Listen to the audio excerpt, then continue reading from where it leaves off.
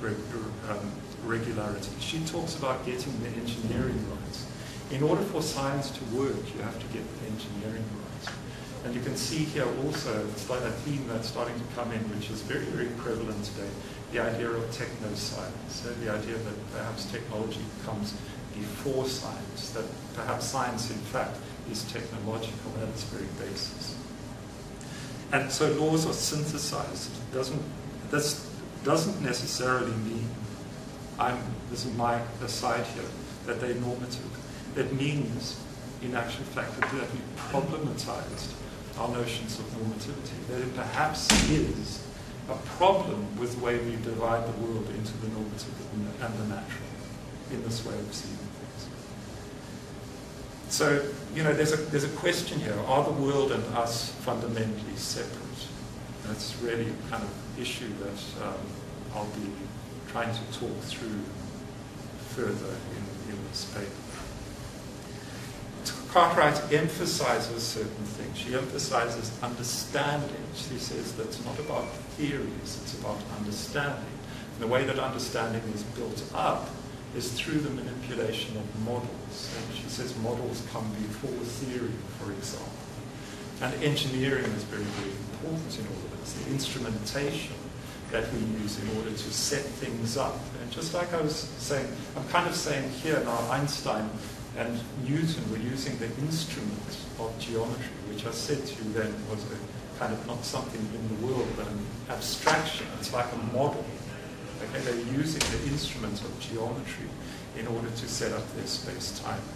So she's talking about here, like starting to talk about manipulation and the interpretation of all of this is about the practical business of attending, and here again reflecting what de Sale was talking about the space-time issue, attending to the practical business of concrete situations and abstract concepts and fitting the one to the other.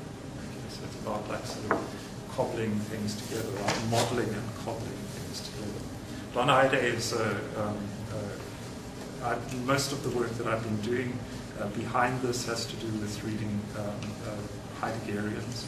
Don Heide is an Heideggerian who's taken phenomenology to what he calls post-phenomenology, and has developed this idea also of material hermeneutics, which is really something about this manipulative process. He's talking about, he emphasizes techniques, he emphasizes instrumentation, and emphasizes interpretation. Hermeneutics is the science of interpretation, as I'm sure you all know. But he's talking about a material hermeneutics. In other words, something in the world, in real material relations. His favorite example is Galileo and telescope. Several people have come out with this idea. That his example is Galileo on his own did nothing. Galileo plus telescope did something. Okay. One of my favorite scientists, Gregory Bateson, talks about blind man and white stick. Blind man is pretty useless on his own. Blind man and white stick start to become functional. They start to become something that can act. And Ian Hacking, of course, very closely tied with Cartwright's idea, is with manipulation and intervention. At least in his early phase, he was talking also about, very much in the same way as Don Heide is talking about now, talking about manipulation through the microscope and studying very minutely how people worked with microscopes and how they actually deciphered things through microscopes, and the kind of instrumentation that went with the microscope and the kind of equipment that went with a microscope in order to manipulate things on the microscope slide, for example. So, the theme of this is all starting to become uniform, and this is what I'm trying to do in the paper as well, is kind of lead us through these various examples, which kind of show us that everybody's moving in the same direction. A very important, and most of them don't mention, in fact, I don't think any of these people mention, but I would like to mention is von der Buchskuhl. I'm not quite sure how you pronounce that, perhaps Kathy can help us. Ixcu. He was a Lithuanian, I think, and he was the kind of father of the idea of ecology, at least for the German-speaking world. And he talks about an organism-environment couple. And here we're talking about the same thing now. I mean, when we're talking about instrumentation and so on, the equipment around you in the laboratory, so to speak, we're talking about an environing in that equipment. You're doing things in the equipment. And he talks about an organism-environment couple, where you can't separate these two things. The two things are dependent on each other. Neither of them is the same without each other, and both of the things can change. We normally think of the environment as being something static, and the organism as something that moves. In this idea, action actually includes the movement of both of these things. The idea is not difficult, but it's perhaps, maybe I can try and explain it by just saying, von Uexkull's favorite example is an oak tree. And he talks about the way that a cricket, for example, and a fox and a bird all relate to this oak tree in different ways. In other words, the oak tree is not an oak tree for them, but is a set of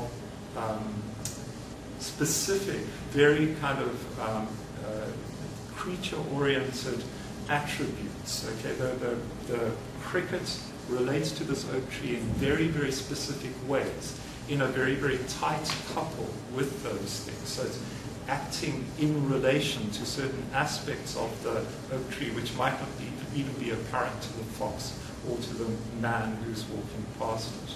The fox itself has certain other attributes that it intensely interacts with. So the environment itself is something, although the world can be seen as singular in a certain way, the world for each of these creatures is something quite different. So that's the kind of environment that we're talking about. And when we're talking about science and people in laboratories, again, the things that they have with them in order to affect these experiments are very much like that as well. They're very specifically chosen. They're actually strategic. Every aspect of the environment for the cricket that it notices, that it knows, is something strategic. And for the scientist as well, the apparatus that he puts up to affect something is something very strategic as well. And I'm just putting in just for the fun of it. It's not part of any of these people's arguments, but it's something that comes from Latour. It's not the actor that acts, it's the actor network. And he means this quite literally. This is the person doesn't do anything. The person plus equipment does something. The kind of final part of this is just putting it all together, is bringing it into what Rom Harrick calls a dynamicist ontology. Again, it's got something to do with this idea of manipulation, the idea of the world and the organism being tied together in a dynamic unity.